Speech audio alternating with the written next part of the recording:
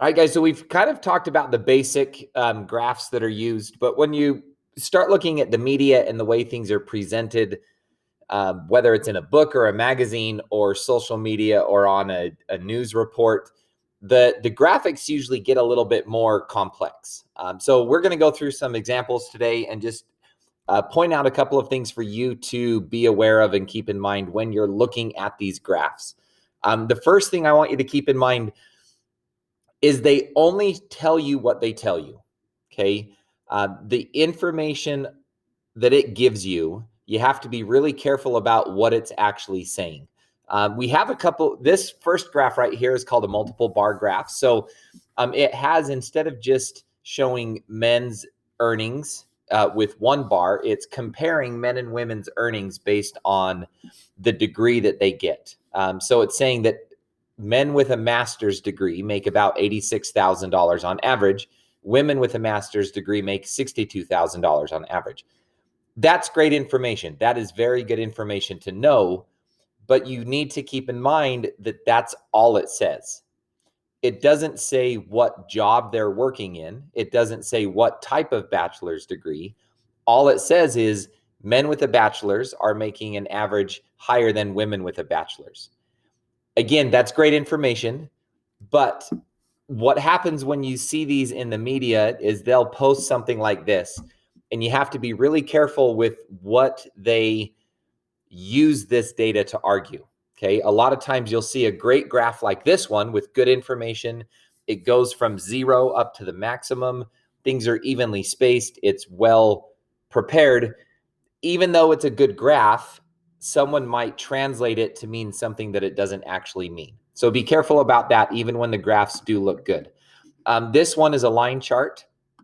So it's showing the unemployment rate based on not graduating high school graduates, some college, and then bachelor's degree. And as time goes on, you notice that they all kind of follow the same trend. They all go up at the same time. Right here in 1999, all four groups, the unemployment rate went up.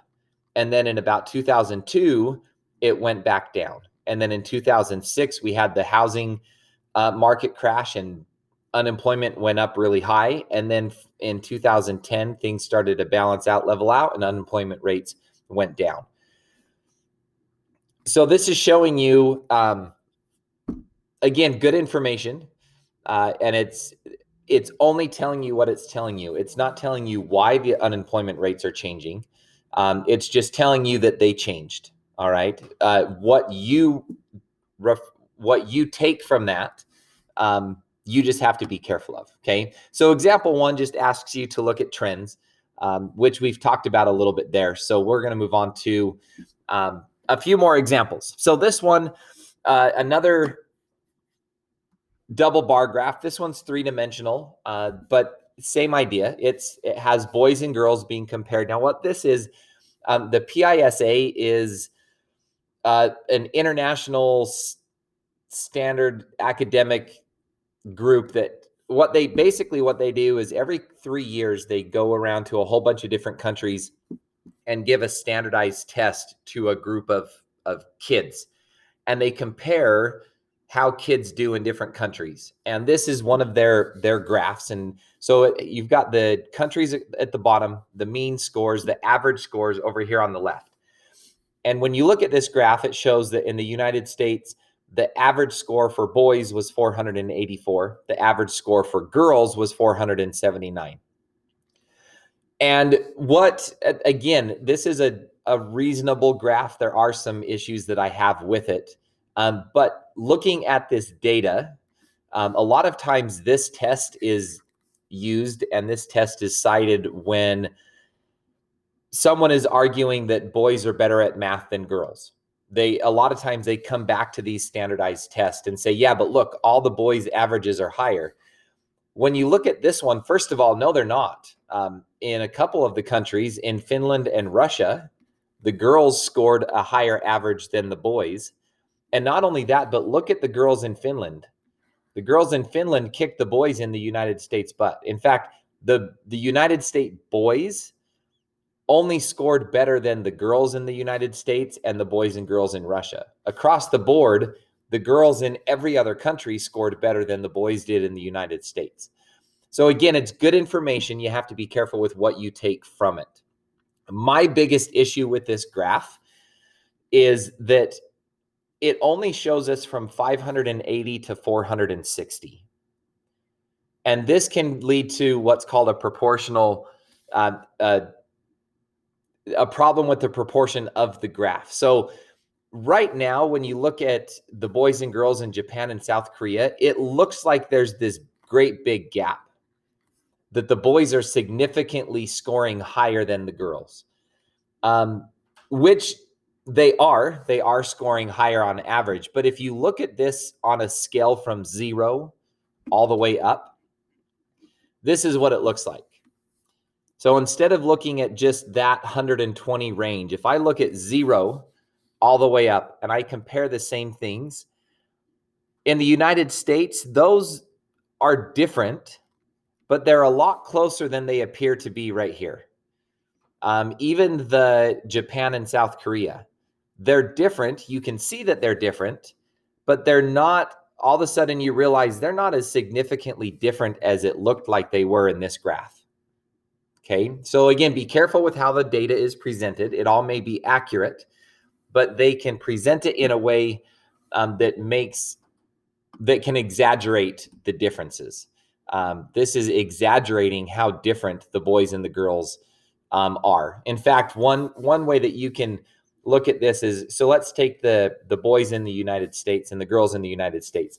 And instead of just looking at the graph, let's look at the numbers and let's find the relative difference. Okay, so we know that the boys are scoring an average of 5 points higher than the girls. But relative, if I take the girls' score and I minus the, actually, let's do it the other way around. Let's do no, I'm okay with that. The girls' score minus the boys' score. And then we're going to divide that by the boys' score. Okay, so 479 minus 484 divided by 484. So 479 minus 484, enter, divide by 484. That's only 1%. 0.01. That is 1%. So what that means is, yes, the boys are scoring higher, but compared to the girls, they're only scoring 1% higher than the girls. And significantly, that 1%, I wouldn't argue that 1% means that boys are inherently better than girls at math. There might be some cultural differences, there might be some educational differences, but that doesn't tell me that there's an inherent difference in their ability to do it. Okay. All right, moving on. Kind of got stuck on these for a little while. College costs. Here's another example of there's multiple bars. This is called a stacked bar graph. So instead of the bars being next to each other, they're laid over the top. So this one kind of shows of the different types of colleges where their money is spent. So the dark blue represents tuition. The light blue represents how much they spend on housing.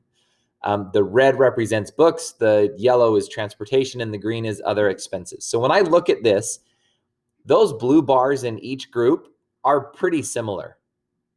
Okay, those are pretty similar sizes of bars. The red, again, the red's pretty similar. The yellow is pretty similar.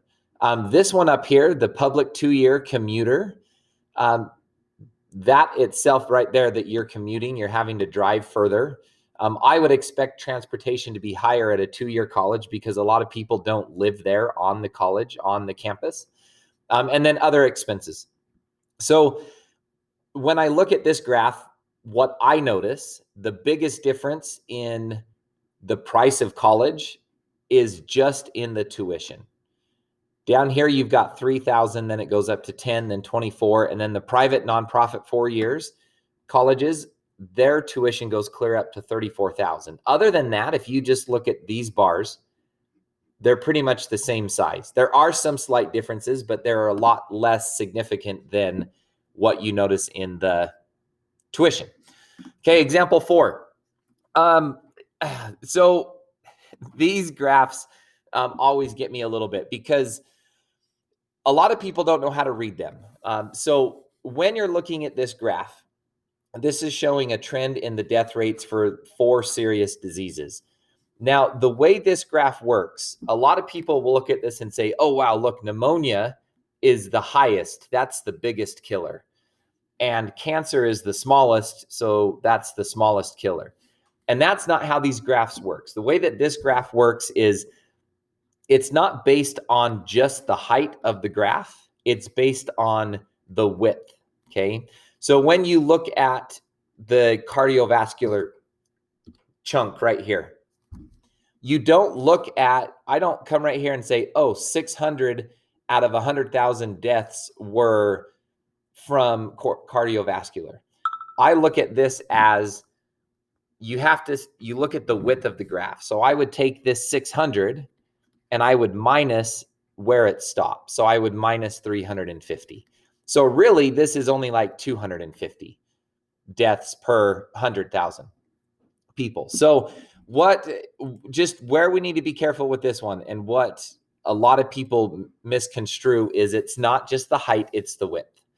And this tends to get a little bit hard to look at when, like, you look at tuberculosis, and obviously that gets smaller and smaller and smaller as we go. And then as we get down here, it almost disappears. And then it looks like it does disappear. So one of the limitations of this graph is when this starts to get really thin, it's hard to tell what that means. Okay, it's hard to tell what that width actually represents. We know that it's getting small. That's clear. But actual numbers, it's hard to pull those actual numbers from that graph. Okay, three-dimensional graphs. With all the new technology we've got, it's a lot easier to create these three-dimensional graphs. And like all the other graphs, they have good and they have bad. The great thing about this graph is we can compare more things. We can look at more aspects. So this one is looking at not just the years and how much CO2 emissions there were, how much carbon dioxide was emitted in that country, but it's comparing the countries all together. And when you look at these graphs, there's a few things you have to be careful of. And the biggest is that perception. If this was on paper, you have to be really careful with this idea of depth perceptions, because as things get further away, they look smaller. Okay, the further away they are, they look smaller, even though they may not be smaller.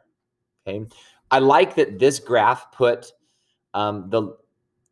the scale even across the back. A lot of times that wouldn't be there, which might make it difficult. Like this purple one back here in the corner, it looks like it's about halfway between 2 and 4.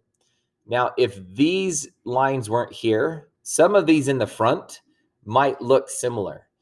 But look at what happens as we get away from that back wall. As I start to look at these ones out here, I can't really tell where they fit on that back wall. And not only that, but this one, it looks like it's here when you look at the perception of it. But as I move it back, it's going to actually end up being higher than it looks.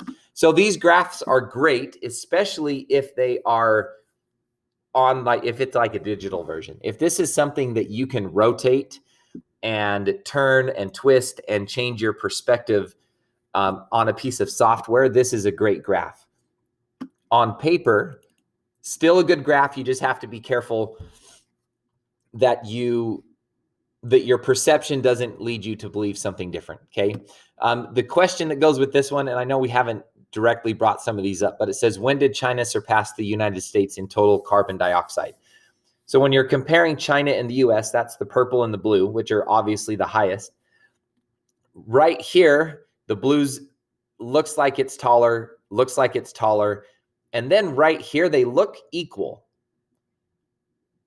Okay, even though this one is further back, remember, as it goes back, it's actually also going up. So even though the purple right here looks taller, these two, if you were to rotate the perspective, these two are probably pretty close. So it wouldn't be until 2010, between 2005 and 2010, that you would say that China surpassed. Right here, it looks like it did, but it's kind of hard to tell from the graph at this angle. All right. The other thing that companies like to do is infographics. So it's not a direct graph, but they take a bunch of information and they create this infograph from it. And sometimes these are done really well. A lot of times these are done well to try and kind of help organize information and put a lot of different things in one place and make it pop, make things stand out, make it something that entertains a little bit and makes you want to read it. And sometimes they can just become a big jarbled mess of nonsense. The school district here in St. George, they like to put out infographics trying to show flow charts and the way things should be organized. And I have yet to see an infographic from them that actually makes it easier to understand what they're trying to tell you. They look great. They're appealing to the eyes, but when you're trying to get information from them, it gets really frustrating. This one's put together pretty well. As you go down, it's got some different sections. It has students strongly agree, what their college contributed to, and I like that they spaced things out with the different colors. So up here you have what students feel like their college helped them with. Down here, there's some sections on financial aid concerns, balancing your life, and the support networks available. Here, it kind of focuses on stuff in the classroom and experiences, different things like that. So there's a lot of information here that you can glean from this. The example is going to ask you to go up and find a few pieces of information. We're not going to take the time on the video to do that. Again, they're great resources if they're put together well, okay? A couple of other things that haven't come up yet. The first one, and to me, one of the biggest ones, other than the one we're going to talk about next, this perceptual distortion. So if you look at this example right here, it's comparing the value of the dollar in 1980 compared to the value of the dollar in 2016. So what it's trying to say is $1 in 1980 is worth 34 cents in 2016. Now, when you look at this image, what it's comparing is the length of the dollar. So if I go from $1 down to 34 cents, I've gone down 60%. Okay, so that's kind of like saying instead of this dollar, we've got 34 cents. So it kind of breaks this into thirds. So each of these right here is the length of a third of this big dollar. And that's what they're trying to present you with, that the dollar is worth a third of what it was in 1980. But because of the two-dimensional picture right here, it doesn't just change the length by a factor of 3. It also changes the height by a factor of 3. So this image right here is not a third the size of this image. It's a ninth of the size, because 9 of these are going to fit in this big image. And that's called a perceptual distortion. All it's saying that the length is going down by a third, or going down by 2/3, but because it's two-dimensional, it also decreases the height. So what this does is it makes it look like the dollar is worth a lot less than it is. Okay, it makes it look like the dollar is worth a lot less than it is. It exaggerates how much the dollar has gone down. Because if this is supposed to represent 1/3 of this, it does in length, but in total picture, in the area of that dollar, it doesn't. So this is one to watch and be careful of. Again, if all you're looking at is the picture, it looks like the dollar went down more than it did. It did go down a lot. I'm not saying it didn't. Going down 2/3, that's a huge decrease in value. But this makes it look a lot more significant than what the reality is. So be careful of those perceptual distortions. This one is used a lot because they can argue that they didn't do anything wrong. When they're presenting it this way, they can say, oh, no, look, it's just a third of the length. And the reason they don't like to do it correctly, because if what they were trying to do was say that it's a third of the price, they would take, let's say that the area of this right here is what? We've got the area of this is 9. for this dollar. If they wanted a third of that, the area would need to be 3 of these boxes put together. And that doesn't look as significantly smaller as this does. This image right here is a third of this image.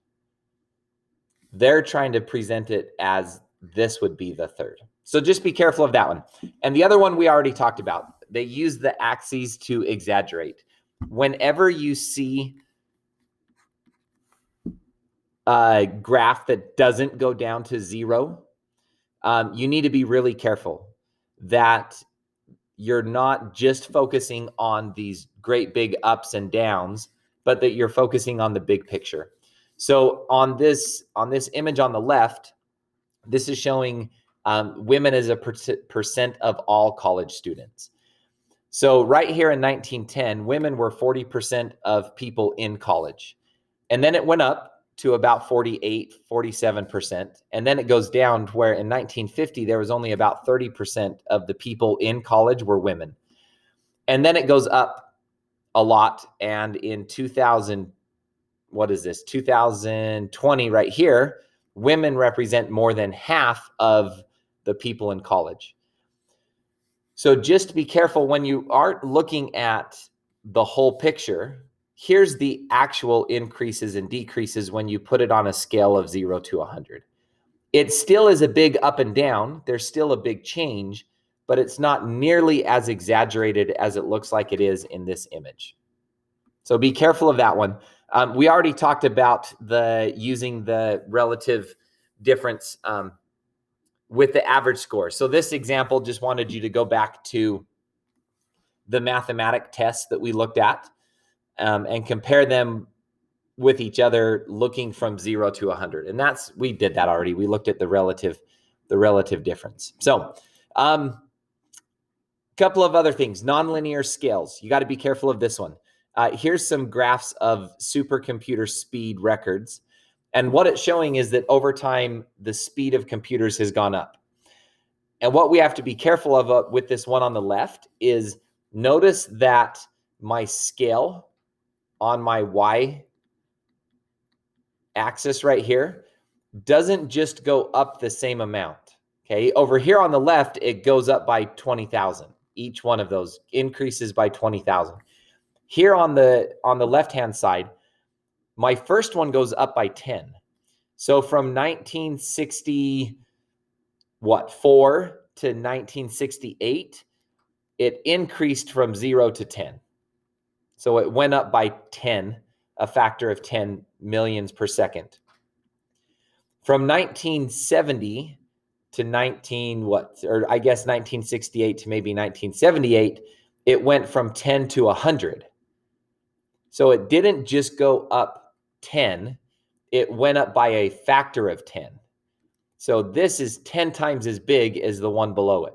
So as I go up this scale, each of these in scale goes up by 10 times more. So when you're looking at this, if I was comparing 1970 to 2000, I'm comparing 10 right here, and in 2000, we're at about 10 million. So that increased by 1 million. The factor that increased, it didn't just go up by 1 million, it increased by a factor of 1 million. But when I look at this scale, it looks like it went up the same every year. So be really careful of nonlinear scales. The downside to the one on the right. So the one on the right is the same information.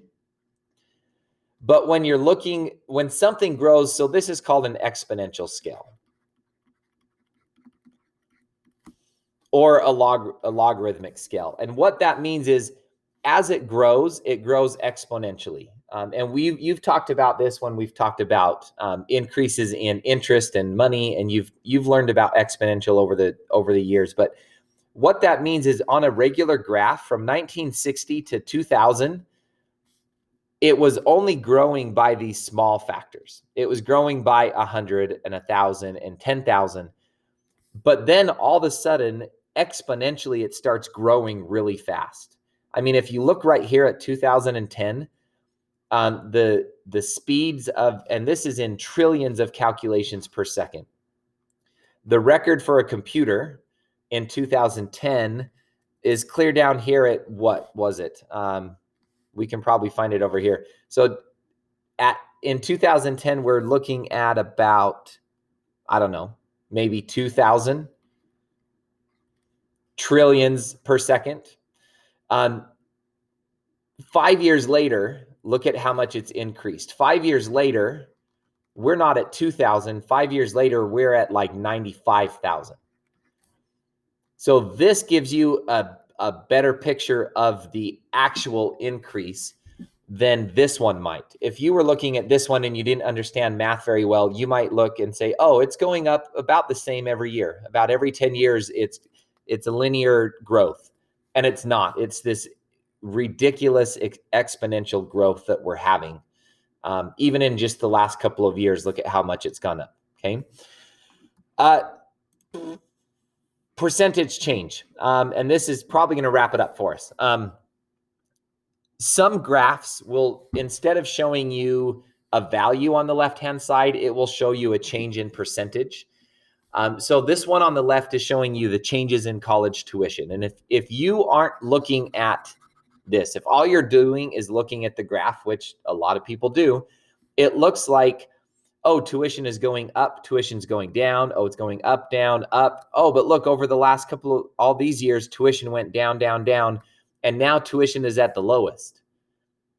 That's what it looks like if you're just looking at the data. But once you start looking at the scale that it's using a percent of change. So what that means is right here in 2003, public colleges increased by 13%. That's how much they changed. They went up 13%. The next year, even though it's a lower on the graph, it's still an increase in college tuition. It didn't increase as much. It only increased 10%, but it still increased. It didn't decrease. And that's where these can be misleading sometimes when you're looking at changes in percentage. And what that means for this graph, if the change in tuition actually went down, then it would be down here. It would actually be below the graph. You would have a dot down here, and your scale would have like a negative 3% on the side. So be careful of those percent change graphs. When you look at, if you were to do this by the actual change over here on the right, and it shows in the dollar amount that college prices are going up, up, up, up every year, they keep going up. Even though this graph looks like they went down, they still went up just by a lower percentage. So be careful of that when you're looking at graphs. I guess we've got one more. Pictographs, we're not going to spend a lot of time. A pictograph is basically just a graph, but they transpose extra stuff in the picture. And this is getting more and more popular just because software lets you do it now. So right now, this is a graph of the world population in billions of people. And so when you look at these bars, in 1927, there was about 2 billion people.